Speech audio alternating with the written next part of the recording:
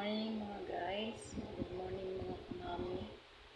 Ah, Pasalamat ko karong adlaw nga na nabala na ko nga na-monetize na ko. Biruin mo.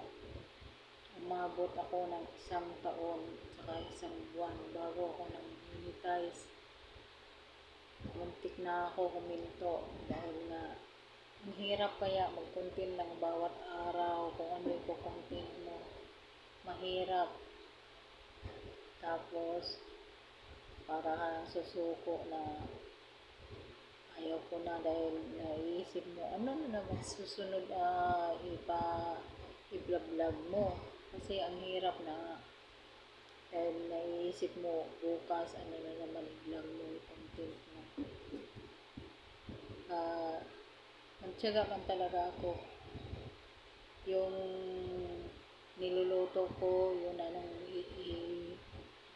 isi-send ko, i-vlog ko. Yung mga picture, yan ang i-vlog ko. Okay yun kung nandun ako sa probinsya. Nakaka-vlog pa ako ng kahanap ako ng mga iba-ibang lugar. Yung nandito na ako sa Maynila, talagang mahirap nandito na ako sa bahay.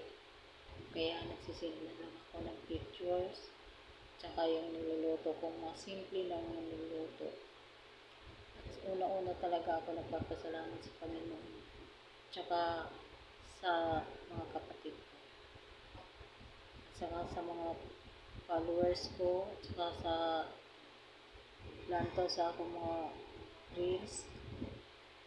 Pero guys, mga kamami, huwag niyo sabihin na unang-una hindi magsuporta sa iyo yung mga pamilya mo, mga kapatid mo. Hindi yan totoo. Unang-una talaga nagsusuporta sa akin yung mga kapatid ko. Saka yung mga relatives ko, saka mga kaibigan ko na dyan pa rin sila para sa akin. Kaya nagpapasalamat talaga ako ng malaki. Unang-una ko talaga sasabihin na yung sumusuporta sa akin, yung nagbibigay sa akin, yung nagtitingin sa mga reels ko na simple lang, masyadong simple lang ang ginagawa ko. Nandyan sila. Ang una ko talaga sabihin, Panginoon na lang talaga ang bahala sa inyo.